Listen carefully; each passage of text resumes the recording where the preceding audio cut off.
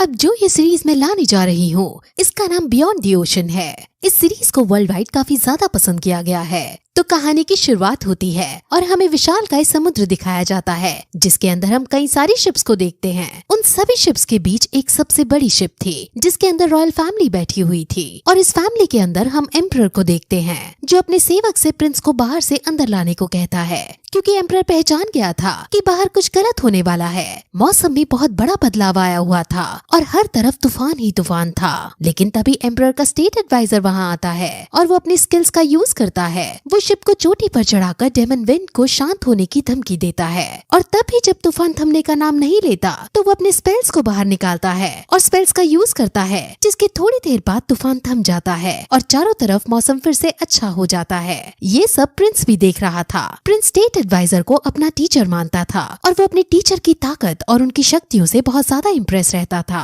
वो हमेशा से उनकी तरह बनना चाहता था।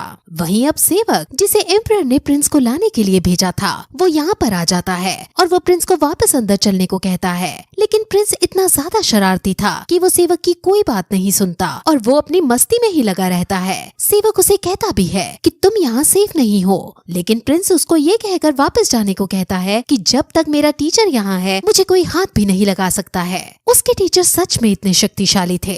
वो सेवक उसे कई तरह से समझाते हैं, तुम्हारे पापा ने कई दशकों से अलग अलग खजाने की खोज की है और कई सारे पायरेट्स तुम्हारे पापा के खजाने को लूटने की फिराक में हैं। सेवक उसे एक जादुई पेंडेंट के बारे में बताता है जो उसके पापा के खजाने की कलेक्शन में था। इसका नाम यूक्सी है और ये एक तरह का जेड पेंडेंट है और ये जेड पेंडेंट इंसानों को चाहे तो दुनिया का राजा तक बना सकता है। अब सेवक कहता है कि इस सब खजाने की वजह से तुम्हें सुरक्षा में ही रहना चाहिए। लेकिन प्रिंस कुछ सोचकर उसको वापस जाने को कहता है और फिर खुद कुछ सोचते हुए वहाँ से चला जाता है। वहीं हम एम्परर को देखते हैं जिसके पास स्टेट एडवाइजर आते हैं और स्टेट एडवाइजर का नाम जेन किंग है। एम्परर जेन किंग की तारीफ करता है क्योंकि उसने बड़ी बहादुरी से तूफान को रोक दिया था। लेकिन जेन किंग कहता है कि ये मेरा फर्ज था और फिर वो एम्परर को बताता है कि जब से हमने साउथ सी में एंटर किया है तब से हमारे ऊपर कई सारी दिक्कतें आने लगी हैं। अभी अभी जेन किंग के पास यान देश के राजा का लेटर भी आया है जिसमें उसने एम्परर को अपनी एक दिक्कत बताई है। असल में यान के राजा ने बुद्धिश आइलैंड को खोजने की मुहिम चालू कर दी है।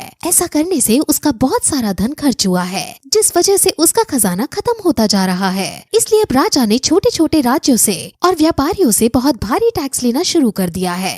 जेन किंग एम्परर से साउथ सी से वापस घर चलने को कहता है क्योंकि वो राजा एम्परर से भी अब मोटा टैक्स वसूल करने वाला है। लेकिन एम्परर मना कर देता है और उस राजा की इस बात पर बहुत हंसता है और कहता है कि मैंने उसको पहले 2 साल बंदी बनाकर रखा था और अब वो आज हमसे ही इतना कर वसूल कर रहा है। जेन किंग बताता है कि जो वो खोज कर रहे थे वो एक राष्ट्रीय स्तर की खोज थी, लेकिन उसकी इस खोज में एक भी बुद्धिस्ट आइलैंड नहीं मिला। उसको कोई खजाना भी नहीं मिला था और उसके पास जो उसका पुराना खजाना था वो भी खर्च हो चुका था, जिस वजह से उसने ऐसा सब करने की सोची। जेन किंग की बातों से ऐसा लग रहा था जैसे वो यान के राजा के डिसीजन को सही बता रहा हो और एम्परर जेन किंग इस बात से अब चिढ़ जाता है और कहता है कि किंग का राजा गवर्नर क्या बन गया, तुम तो उसी का पक्ष लेने लगे। जेन किंग उसे समझाता भी है कि ऐसी कोई बात नहीं है, वो तो बस अपनी बात रख रहा था। एम्परर असल में अब अपने घर वापस नहीं लौटना चाहता था क्योंकि वो जहाँ जा रहा था उसे पता था कि उसे बहुत सारा खजाना मिलने वाला है, इसलिए वो वापस जाने के मूड में नहीं था। लेकिन जेन किंग फिर उसे समझाता है और कहता है कि जिस खजाने को आप ढूंढ रहे हो उसी सेम खजाने को पायरेट्स ऑफ 7 किलर्स नाम के पायरेट्स भी ढूंढ रहे हैं और वो पायरेट्स हमसे बहुत ज्यादा ताकतवर हैं और वो हमसे उस खजाने के लिए लड़ाई जरूर करेंगे। अब वो और भी बातें करते हैं जिसमें हमें वहाँ के हालातों के बारे में और भी बहुत कुछ पता चलता है। वहीं हम प्रिंस को देखते हैं जो ट्रेजर रूम में आकर उस जेड पेंडेंट को ढूंढ रहा था और वो उसको चुराने की फिराक में था। वो साथ ही साथ ये भी सोच रहा था कि आखिर उसके पापा जेन किंग को इतना अवॉइड क्यों करते हैं। उन्हें जेन किंग को इतना अवॉइड नहीं करना चाहिए। असल में प्रिंस जेन किंग को बहुत ज्यादा मानता था और उसे ये अच्छा नहीं लगता था कि उसके पापा जेन किंग को अवॉइड करते हैं। उसे ये भी पता था कि जेन किंग उसके पापा के पास कुछ बात लेकर गया था, लेकिन अब भी उसके पापा ने उससे अच्छे से बात नहीं की थी। अब प्रिंस अपने काम में फिर जुट जाता है और काफी स्ट्रगल करने के बाद उसे फाइनली वो जेड सील पेंडेंट मिल जाता है। जेड सील एक ऐसा जादुई पेंडेंट है जो उनके शिप को समय समय पर दुश्मनों से बचाती रहती है। वहीं दूसरी तरफ एम्परर और जेन किंग आपस में काफी तरह की और बातें कर रहे थे, जिसमें जेन किंग कहता है कि यान के राजा सी मर्चेंट्स के बीच काफी ज्यादा मशहूर है और वो हमारी काफी मदद भी कर रहा है। अब एम्परर को गुस्सा आ जाता है क्योंकि वो एक एम्परर है और उसका एक मिनिस्टर इतनी देर से उससे बहस किए जा रहा है। जेन किंग इतनी देर से यान के राजा की तरफदारी किए जा रहा है और ये बात अब एम्परर को बिल्कुल अच्छी नहीं लगती। इसलिए वो बात को बदलने के लिए साउथ चाइना सी में उभरते हुए नए पायरेट्स के ग्रुप के बारे में पूछता है, जिस पर जेन किंग बताता है कि वो पायरेट्स का ग्रुप इंडिया से है। उनके शिप का नाम मोगालो है और वो बहुत बड़ी है। उनका सरदार भी बहुत ज्यादा ताकतवर है और उसके पास हजारों की संख्या में आदमी है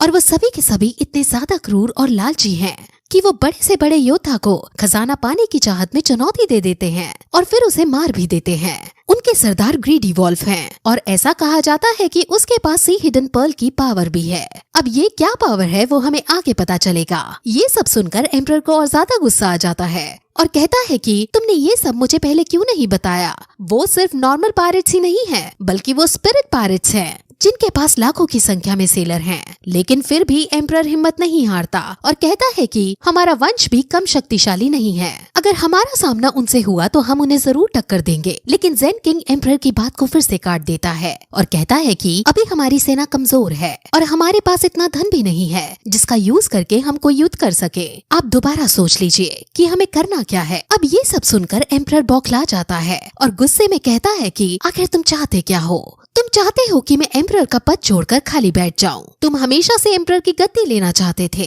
और लगता है कि तुम अब वही मौका ढूंढ रहे हो। जेन किंग एम्परर को शांत करने की कोशिश करता है और कहता है कि ऐसा कुछ भी नहीं है। वहीं दूसरी तरफ काफी ढूंढने के बाद प्रिंस को वो जेड सील पेंडेंट मिल जाता है और वो उसे पाकर बहुत खुश होता है और वो जैसे ही पीछे मुड़ता है वो अपने पापा को देखता है जो अजीब से शक्ल बनाते हुए उसे देख रहे थे। प्रिंस को लगता है कि उसके पापा बस अब उसे डांटने ही वाले हैं और वो उनसे माफी मांगने लगता है। लेकिन तभी जेन किंग वहाँ आ जाता है और वो एम्परर की पीठ में तलवार घुसेड़ देता है। प्रिंस ये सब देखकर काफी ज्यादा शॉक होता है और उसे कुछ समझ नहीं आता कि आखिर यहाँ ये हुआ क्या। वो अपने फादर के मरने पर बहुत रोता है और अपने टीचर से रोते हुए पूछता है कि आखिर आपने ऐसा क्यों किया। वो जोर जोर से चिल्लाने लगता है लेकिन तभी जेन किंग अपनी तलवार को प्रिंस के पास फेंक देता है और कहता है कि इस हथियार को पकड़ो। अब ये कहते ही वहाँ बहुत सारे सैनिक आने लगते हैं और फिर यही ये एपिसोड इस तरह खत्म हो जाता है।